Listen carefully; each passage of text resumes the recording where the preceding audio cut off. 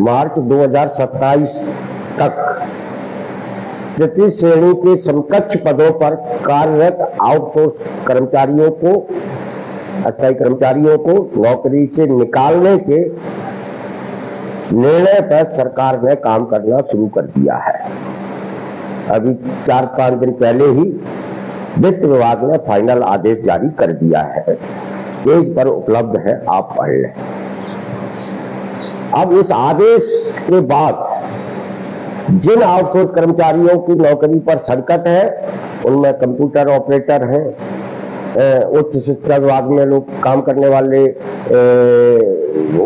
Outsource कर्मचारी हैं, या जितने भी ऐसे कर्मचारी जो तृतीय पदों के समकक्ष श्रेणी में आते हैं, उन सब की नौकरी मार्च 2027 तक जाने वाली है। चतुर्थ श्रेणी के पदों पर काम करने वाले आउटसोर्स कर्मचारियों को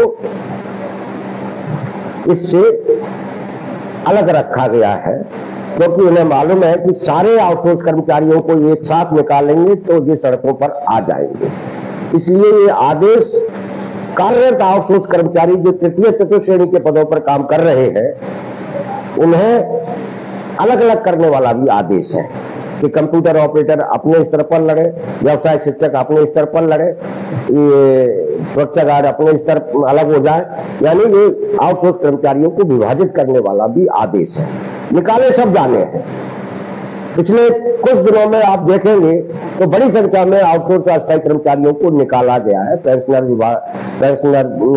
विभाग से कंप्यूटर ऑपरेटर निकाले गए हैं, अस्थायी कर्मचारियों में पेशा मोबिलाइजर निकाले गए, लोकल यूथ सर्वेयर निकाले गए, छात्रावासों में, स्कूलों में काम करने वाले अंशकालीन कर्मचारियों को तो अधीक्षक और प्रिंसिपल कभी भी निकाल देते हैं।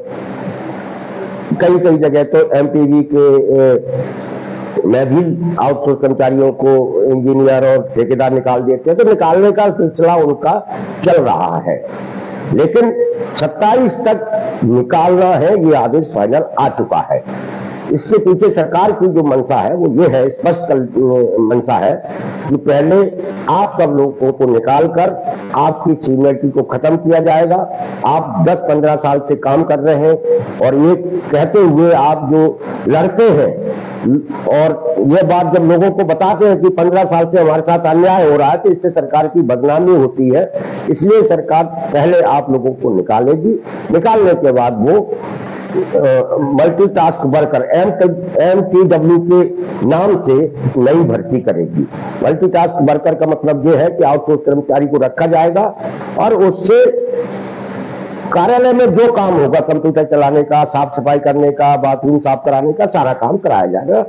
और ये सरकार ने जो मार्च 27 तक निकालने का निर्णय लिया था, उसमें भी एक स्पष्ट कर दिया गया था कि सरकार अब आउटसोर्स कर्मचारी भर्ती नहीं करेगी, वो एक संख्या के आधार पर लोगों को बुलाएगी ठेकेदार के जरिए और उन्हें MTW के नाम से रखा जाएगा, मल्टीटास्क वर्कर के नाम से। ये सरकार का पहले से किया हुआ फैसला है, जिसे लागू करने के लिए ही मार्च 27 तक 6वीं का फाइनल आदेश आया है। आप सब लोग अभी भी चेत जाए, आप अब भी जाग जाए, और जागने का समय अभी है। हम लोग 28 जून को भोपाल में अपने संगठन की प्रदेश कार्यकारिणी की बैठक कर रहे हैं और उस बैठक में इन तमाम सारे मुद्दों पर गंभीर विचार विमर्श करने वाले हैं और आगे की रणनीति तैयार करेंगे। क्योंकि ये आउटसोर्स कर्मचारी और डिपार्टमेंट अस्थायी आउटसोर्स कर्मचारी मोर्चा के बैनर तले इकट्ठा न हो जाए, इसलिए सरकार ने अपने समर्थित संगठन को भी सक्रिय कर दिया है कि लोगों को बुलाओ, उनको सुलाओ, आंदोलन के नाम पर इकट्ठा करो और भाषण दिला के वापस पहुंच जाओ। ये रणनीति सरकार ने अपने संगठन की बनवा दी है।